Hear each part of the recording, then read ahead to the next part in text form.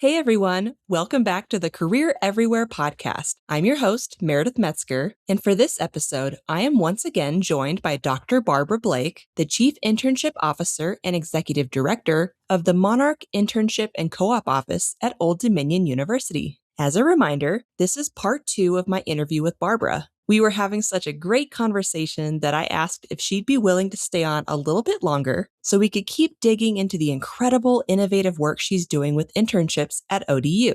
And she was kind enough to say yes. If you haven't already listened to part 1, I would highly recommend listening to that episode before starting this one. In part 1, we covered a lot of important context around the Monarch Internship and Co-op Office at ODU, including why it was established, how it's structured, and how they actually make internships accessible for every single student. In this episode, part 2, we'll get into the internship office's biggest wins so far, what their funding strategy looks like, how they address challenges around unpaid internships, and what's next for the office. So let's jump back in.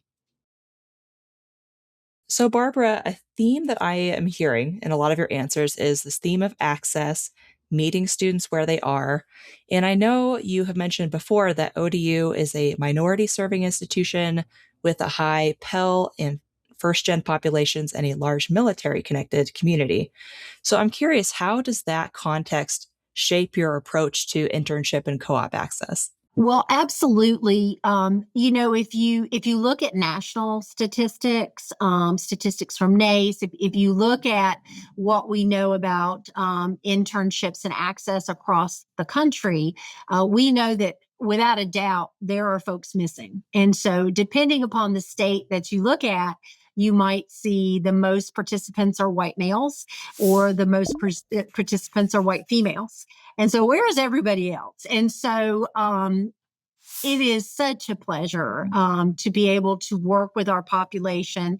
And I will say very specifically, our first gen population. So these are students that mom and dad didn't go. Maybe no one in their immediate family went to a college or university and graduated. And so this is the student who is coming in and perhaps is having a very different experience than the student whose mom and dad or uncle or big brother went to university. They understand that office hours is actually for them and not the faculty member. Those things, those just inherent things that you're only going to know unless you've been on a college campus before, or you have a resource to kind of tell you. And so for these students, they oftentimes don't even understand internships, and maybe they're listening to others to go, oh, well, they're all unpaid and there's no way you can do that. So, the market for internships has changed so much, especially in these high demand fields such as computer science, engineering. I mean, just in our local region, I have engineering firms that will provide a housing stipend, will provide a gas stipend, will provide a very nice hourly wage, right? We have an in-house program for our College of Humanities, and those humanities students through my in-house program will earn $20 an hour, which can be very competitive to other external jobs. And they don't know that. So getting that message out and really busting the myths and really talking to them about what it means. Is it full-time? Is it part-time? Do I have to do this for 16 weeks? Can I just do it for 2 months? So really talking with them. So that is probably our greatest mission here, because we know beyond a shadow of a doubt, if we can get our students, to really learn about that industry they are studying to enter into, and perhaps it's multiple industries, right? Maybe it's not one clear industry, but it's multiple pathways. That if we can really educate them, and not all internships are unpaid, right? And because sometimes those assumptions are made. They're made, oh, well, don't I have to do that for a year? no, you don't have to do that for a year. So really doing the myth busting for these students, especially if they don't have a family member or a trusted friend or colleague that will explain to them, well, this is what a co-op actually is. And if we can just get to them and maybe they don't know, then we can counsel them and tell them about the opportunities that they can have through this office and throughout the campus. Yeah, that's really great to hear all of that. And I wanted to dig in on one point. You've talked about the struggles and the challenges of unpaid internships Right. a few times, and I know that you all recently got like a $5 million gift, right, from the Mellon Foundation. You've gotten some other funding to help combat some of those challenges with unpaid internships. Could you share a little bit more about the funding you've received and then what you're doing with it? Absolutely. And, resourcing is everything. And as we all know, if we Yes. don't have the resources, it's very, very difficult to move the needle, as they say. So we were very fortunate. A true effort by President Hemphill here at ODU. We received $5 million, a 5-year grant. So that's 2023 to 2028. And ultimately, that $5 million was to work with our College of Arts and Letters to lift up humanities students, to show them that there is a pathway forward. That if a student comes home to mom and dad or their family and says, I'm going to major in history, they don't all cry and say, you're going to be on our sofa forever, right? That is not the case. And I'm here in Virginia, and actually, the humanities for Virginia wages are actually above average wages, over $85,000 a year. So there's a very healthy market for humanities majors. And, the Mellon gift has just been an absolute wonderful, wonderful initiative in order to lift those students up. So it's multifaceted, the grant. So obviously, the first thing is we were using the money to create the Monarch Humanities Internship Academy. So I have a team of 3 that work exclusively with the faculty in the College of Arts and Letters, that work exclusively with students.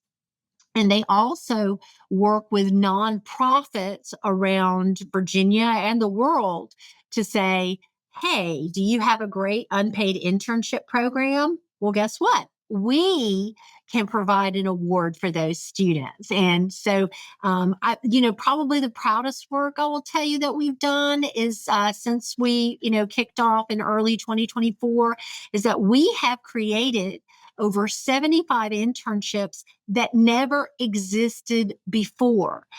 Perhaps it was a nonprofit that said, we ethically have a problem with having an intern in our office and we cannot pay them. We're not going to do that. If we can't have pay, we're not going to do that. And so with this funding, now those nonprofits can say, oh my goodness, this is great. And so think about Mellon. They know what they're doing with their funding and their resource development and economic development, especially for nonprofits. Think of a nonprofit who doesn't have a pay arm, but they need interns and they want that new young talent, and they want it to be impactful, but they have no funds. And now all of a sudden, we can pay $20 an hour on an award for that student to support them during this unpaid time. It's just a game changer. The new initiatives, the way in which the nonprofit operates, and then of course our students, we're lifting them up. So of course with the academy, and we actually have a studio. So the studio director and that team shepherds the student. Because again, they're getting recognition on the transcript. Some of them are using it for their credit bearing coursework as well. So the studio shepherds them through so that they get their pay and they get their recognition on the transcript. Another part of that grant was to work with faculty and embed work-based learning in the curriculum. Maybe there really wasn't an internship footprint in Asian studies before. Well, now with this fund, we can provide faculty professional development. We can provide an expert to come in and look at the curriculum and say, this is what work-based learning would look like in an Asian studies curriculum. So we are changing the college for the future and for the better. So it's a sustainable model as well. So it has just been a transformative grant. Our goal at the end of our grant period is to have 750 e-portfolios. So every student that goes through an internship creates an e-portfolio so they can really display all of their talent, all of their work, and that portfolio will live on with them. And we have e-portfolio showcases with employers, and we know of our students that have had internships that have gone on to full-time employment. So it is just a wonderful, amazing gift. And, it really speaks to the value of if you can obtain that type of resourcing, it will, the fruition will be there. You will see the results of the investment. And I always say I'm so proud that at this point we have received as much investment as we have, because I feel just like a nonprofit or like the stock market. People are going to invest in what they think will yield a return, right?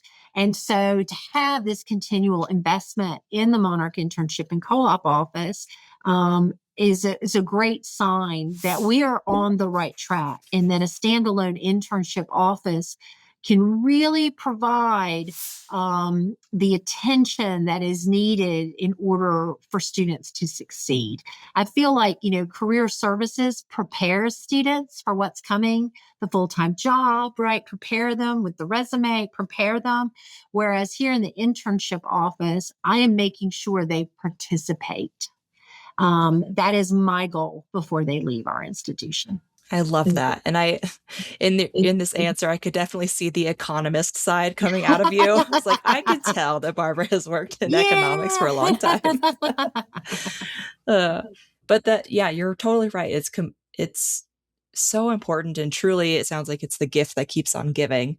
So that's really cool to hear about. And I want to just ask one more question about the unpaid internship thing before we move on. So you've talked very passionately about students who are doing unpaid internships, especially while also paying full tuition for any credits tied to those internships. I think that's what I did in college, and it was rough. It was hard to manage that. So I am curious, what is your take on how the career services field as a whole should address that issue? It's a big question. Personally, for me, and I do realize in higher education, we all have lanes, right? And oftentimes, between a professional faculty member or staff member and a tenured teaching faculty, we see those lanes. We absolutely do. And I can understand how at first glance one would say, well, that's not my lane, right? So if human services or social work has 300, 400-hour internship or practicum, and that's what that college dictates, or that's what that department says it is, that's their lane. We're going to try to help them. But I do believe that even the teaching faculty in those programs, they are aware of the hardships. And, what could be worse for an institution, for a faculty, for a department, college, school, that you have a student to stop out at the clinical, at the practicum, at the internship? I mean, it's horrible, right? And so I believe, if I were to give advice, reach out to the faculty, reach out to the department. We all know in the health sciences, in a lot of the health administration, those folks are prohibited from getting any pay, right? They may not receive pay. And so that is tough. And so I think in career services, student support services, that we can reach across the aisle to those faculty and say, I know how much of a hardship this is. What can we do? And I remember myself doing that for the very first time in a particular college, and and getting this answer like, well, what could you do? And I said, well, they can't get paid, But what if they got a $500 transportation stipend? What if I provided scrubs and white coats, stethoscopes, and gait belts, right? What if I did those things? Would that help you? And then there was, well, yes. And so, find the common ground, advocate, help your colleagues at your institution.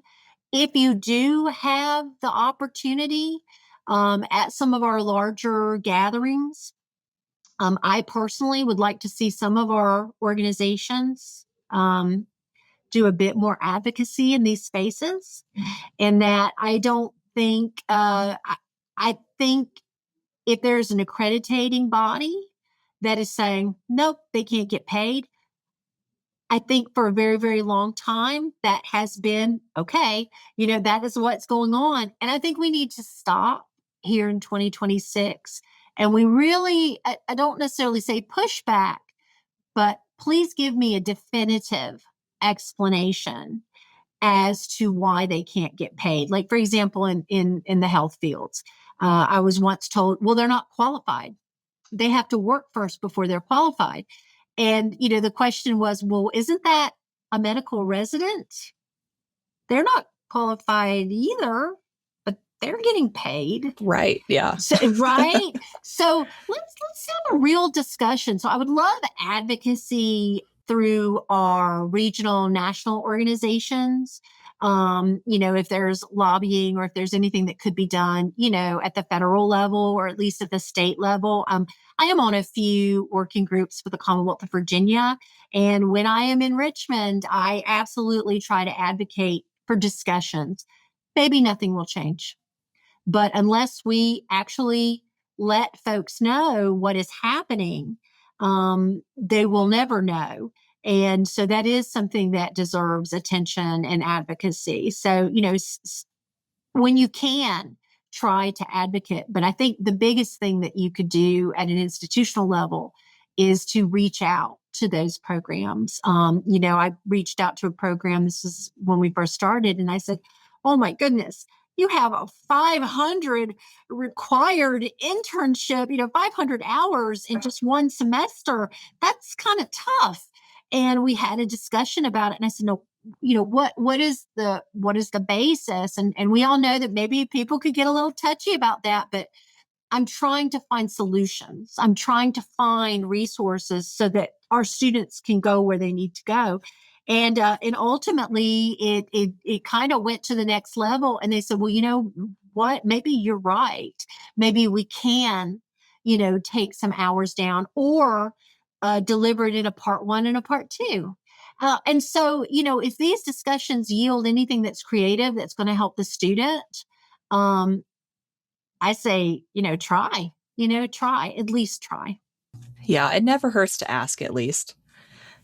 I know it's hard because a lot of folks in career overworked, understaffed, have so many challenges, so many, very important initiatives, right? Let's have 50 very important initiatives that we're supposed to track and work every day.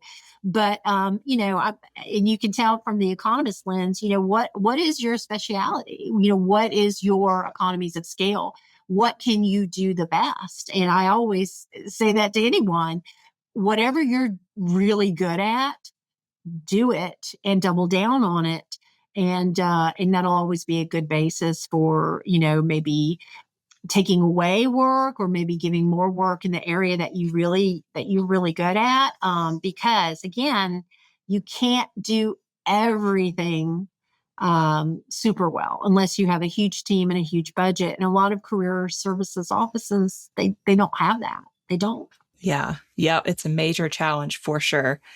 So Barbara, you've touched on a few of your big wins in the 3 years that the internship and co-op office has been in existence. But I'm curious, what are you most proud of since launching in 2023? Oh my goodness. Oh, so I would have to say, service to students.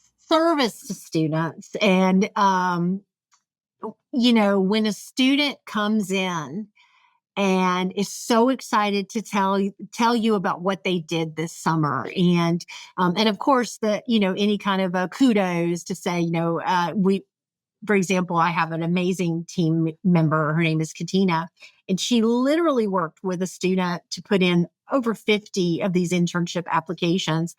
And he got one, and boy, did he get one. He got a national, just very well paid, like he was given his own clothes with his name embroidered. Amazing. I mean, exactly. It was in a different state.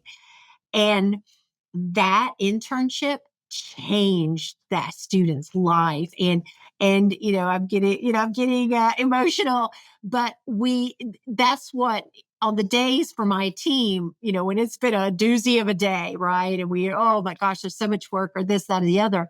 We all always come back to the same thing, is that this is what makes it worth what we do. We have a student that actually has a summer internship with Representative Bobby Scott in Congress, and she just sent a note just in the last 2 weeks and just said, my whole world has been changed by this, and what I want to do, and the way Washington works. And I would have never gotten here if it weren't for your office and helping me in these types of things. So I would say the big win is that we literally have thousands of ODU students who perhaps would have graduated without an internship, perhaps would have stopped out, that maybe they did everything and then they got to that internship and just had some big hurdles, and they weren't going to graduate without assistance to get over that, that last hurdle to the finish line on the stage. And that is just amazing. So I would say that is service to students, creating new internships that have never existed before, and being out of the box and creative.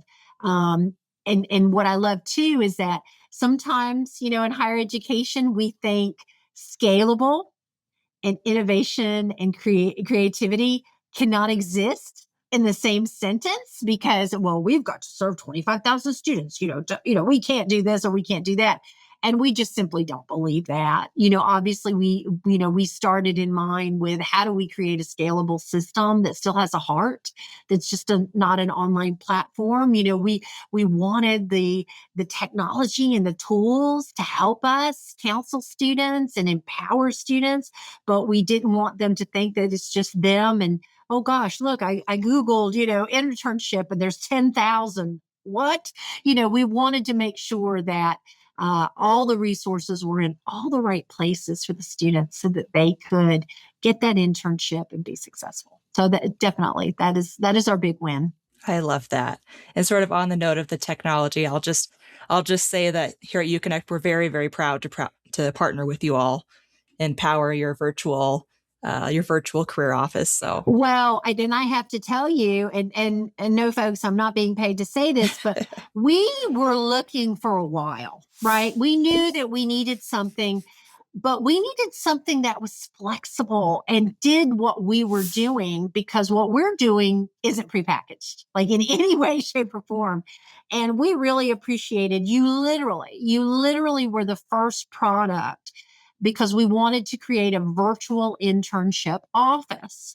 We wanted it to complement our counseling services and what we do Monday through Friday, 8:30 to 5. And so finding that could be customized, that could show what we wanted to show. And that was not an easy product to find. And we went through a lot of demos. We went through a lot. And then we all found you, and we got the customization that we needed. And I was just so proud, because we launched our virtual internship office basically fall of 2025. So we've just finished our first year, and we were going over some of the statistics. And, we have, I think in Virginia, for other R1s that have a similar type thing, we have the highest engagement rate. It's like 55%, and we have thousands upon thousands of clicks every day. And it's just so exciting because, you know, one of the things when you're in this line of work that we are in is what's the magic mix, right? Because you want that one-on-one high touch, but you're going to have automation. You're going to have, portals that people can log into, including faculty.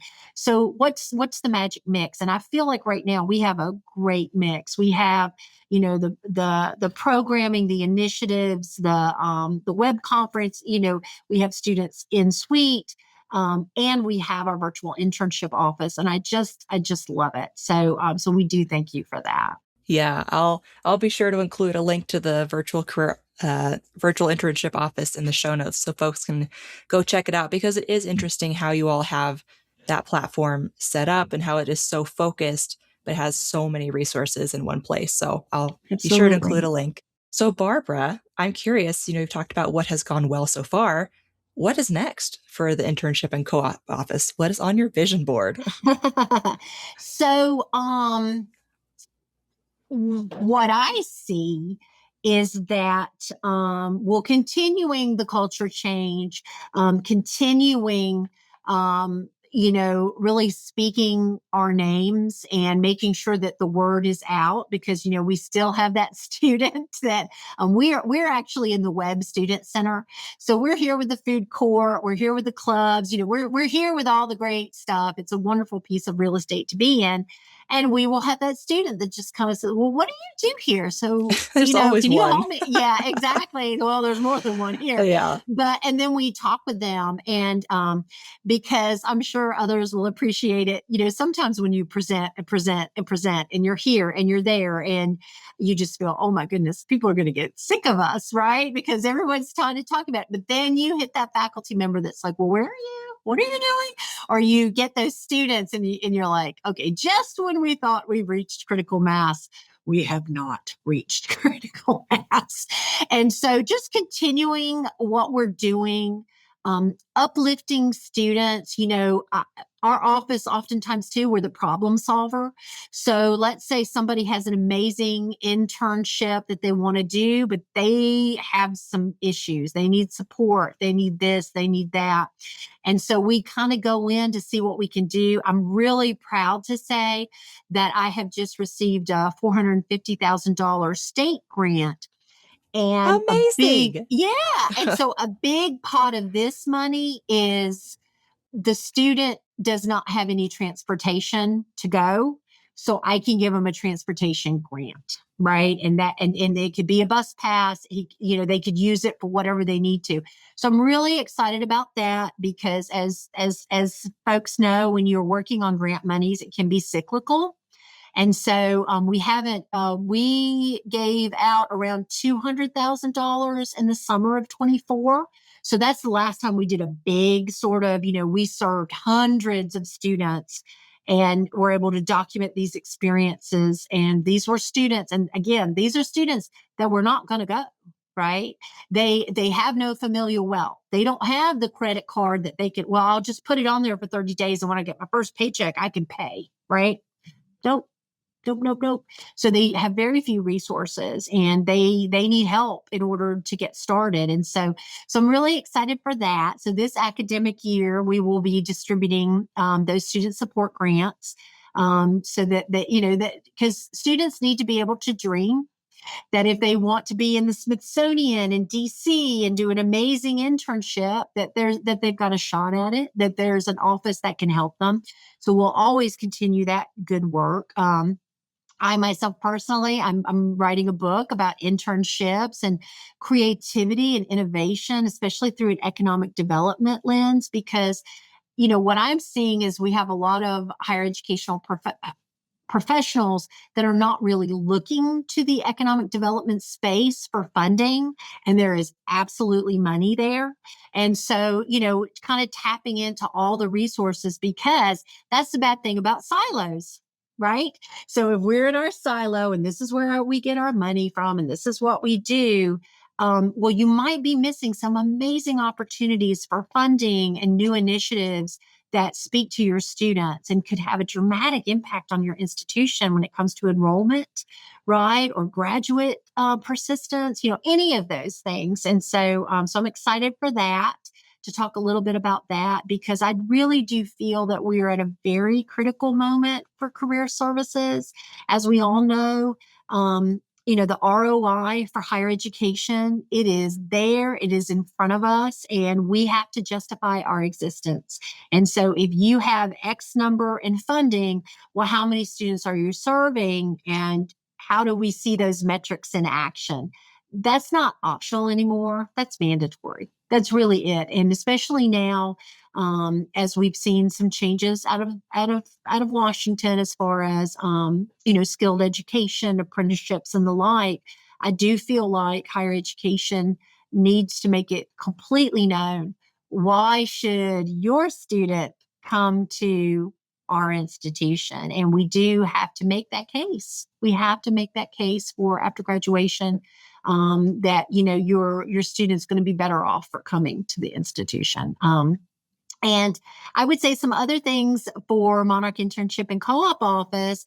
We're looking at more MOUs individualized with companies, so that, our students have a competitive advantage. That's what's really important for us. And so just using that economic rationale of, how can Old Dominion University, and we're in Southeastern Virginia, so we're coastal Virginia, Norfolk, Virginia Beach. We laugh and say we're the world's longest cul-de-sac, if you've ever been here, through our many bridges and tunnels. And so what is our role in the regional economy, and how do we connect any gaps so that we have a very large shipbuilding, DoD, U.S. Navy presence, and maritime and supply chain? So how do we reduce that gap between higher education and the industries that are here? And so probably some new initiatives around that.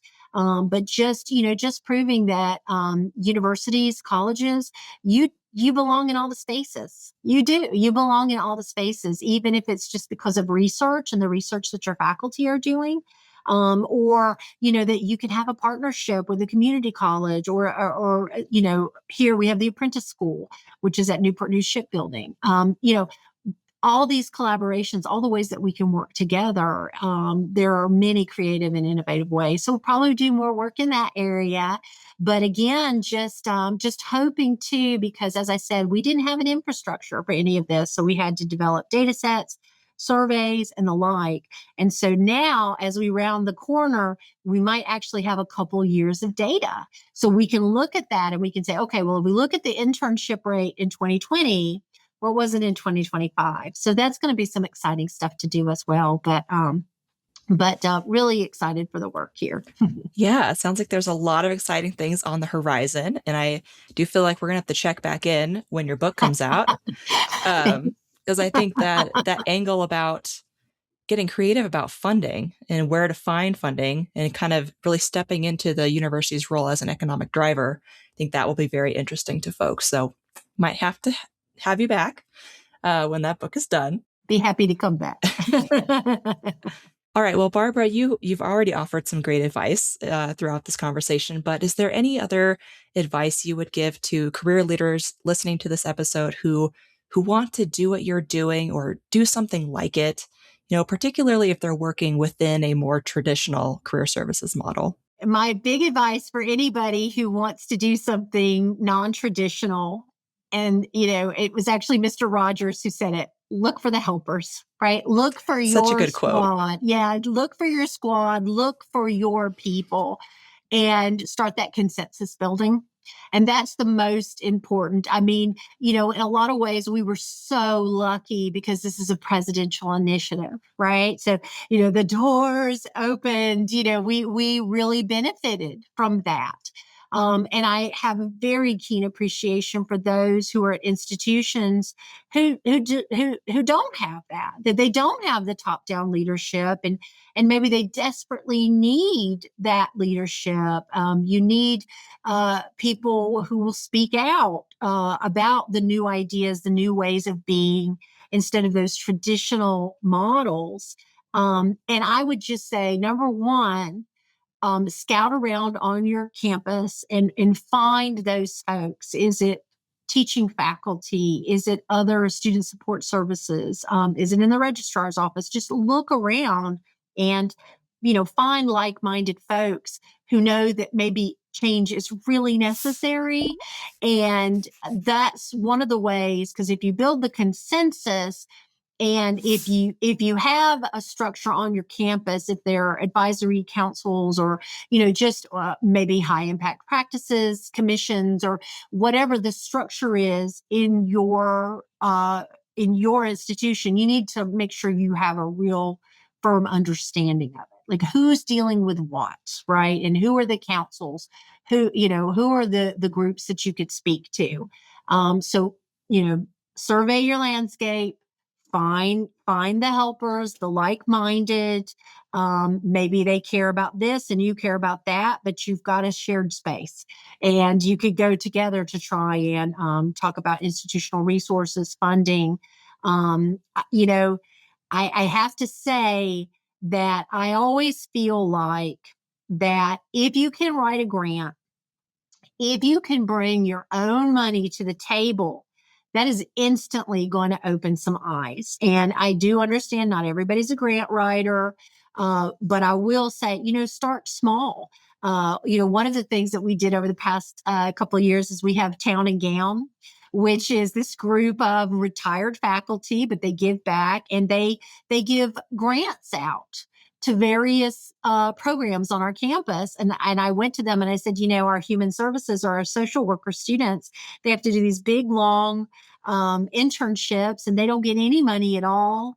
And they're working in the courts, schools, hospitals. And sometimes they're bringing food for kids who don't have anything to eat. They put in these positions where they're spending their own personal money and maybe they don't even have that to give, but they find a way anyway.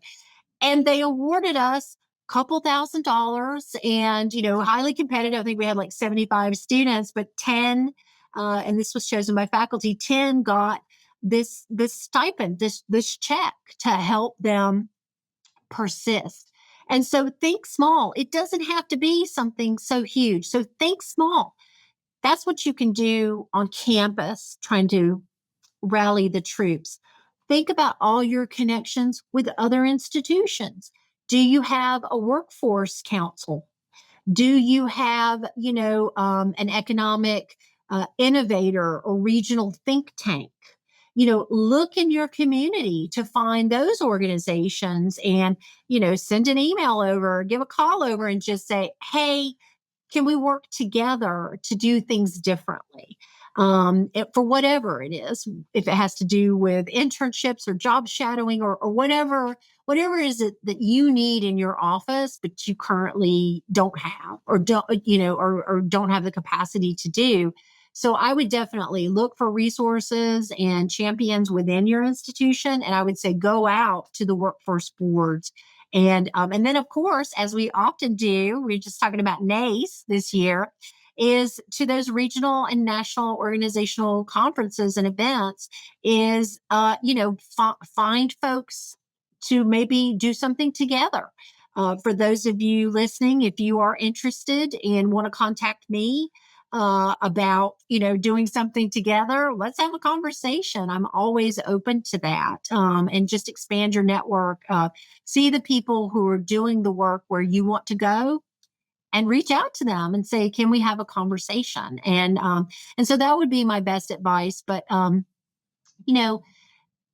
depending upon how many years that you've been in your role, sometimes it's really hard. And we all know that it's just not higher education, but it's with any industry, right? That you can get stuck in those things that you have to do every day, right? And that's not going to change. And I have to do this. And so it is easy to become a bit cynical about new programming. Try to resist it because you just never know what could work out, something small or something big, but it could make a big difference and change up your workday. But just, anything is possible, and to just hold on to that hope, because I do know that it is very difficult, especially when you want your office to go this way and it seems like the whole institution's going that way. I know how difficult that can be, but look for your people, look for those people that will help you remain hopeful. Great advice. Well, Barbara, before I start kind of wrapping us up, is there anything else that you would like to add? At this time, no, I don't think so. I think I've had a lot of my message to go out there today. All right, perfect. Well, if folks would like to connect with you or learn more from you, where is a good place for them to do that? Please go ahead and visit our virtual internship office at internship.odu.edu. All of my contact information there is there, and you can look around at our various programs that we have in the office. You are more than welcome to email me. It's bblakego@odu.edu as well. But please, I would look forward to a conversation. Perfect. And I will be sure to include links to all those things and your email in the show notes. So for anyone watching or listening, keep an eye out for that. All right, Barbara, at the end of every interview, we do an answer a question, leave a question thing. So I'll ask you a question our last guest left for you, and then you'll leave a question for the next guest. So our last guest was also a Barbara. It was Dr. Barbara Zarillo of Post University, and she left this question for you.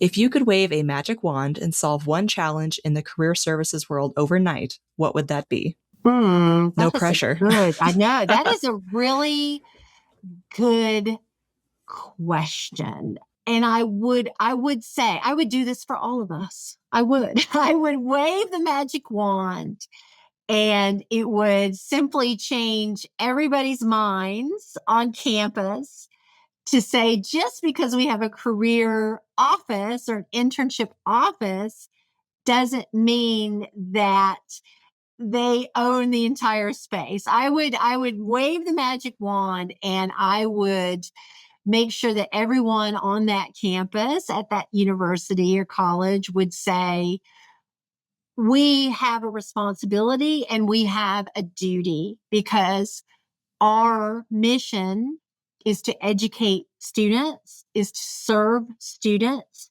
and have a vested interest in where they go from here.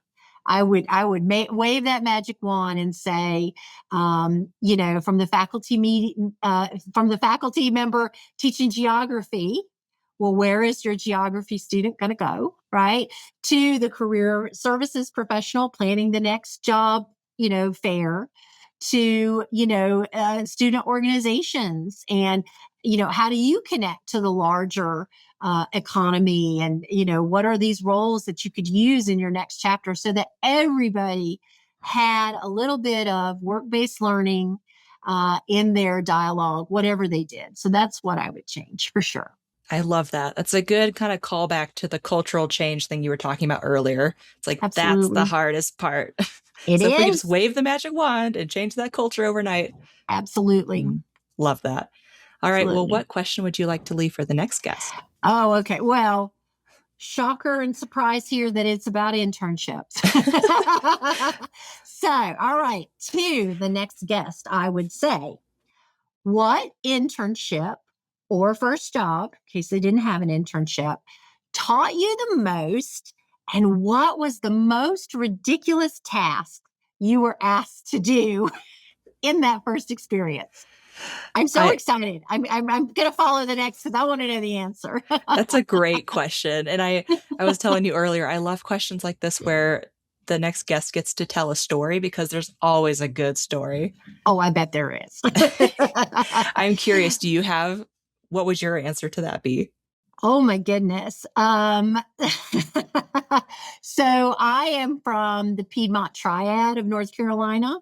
From High Point, North Carolina. And so I went to High Point University, International Business and Spanish. And so I lived in the College of Business, shocker. And so my first summer was in Thomasville, North Carolina. And I worked with inventory in a manufacturing environment. And, not to date myself too much, but this was before 2000. This was the 90s. And I literally was one of two women.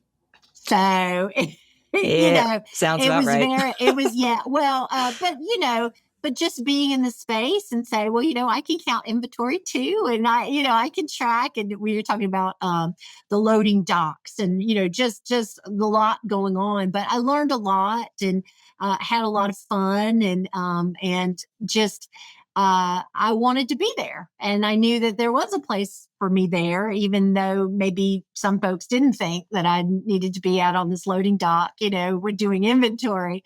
But I really enjoyed it, and nicest people. When I finished at the end of the summer, got a party, and I wouldn't have seen that coming when I first started. But and that's the beauty, right? This is the beauty of it all, and that's why every student deserves an internship, because you learn so much about life. You really do. You really do. Those communication skills, people skills, because we live in a people world, right? And, being able to manage yourself, whatever comes your way. And so that's why every student deserves an internship, and they'll end up with a great story too. I love that. I think that's a great place to wrap up. Well, Barbara, thank you so much for taking the time to join me on the podcast today. This was such a great conversation, and I feel like we covered just so many great topics. So I just really appreciate you taking the time and sharing your experience and your wisdom. Well, thank you. It's been a pleasure to speak with you. And, our community can be small. And so any chance that we can get together just to talk about, the good, bad, and the ugly it's always a great time. So I do appreciate it very much. And thanks for the invitation.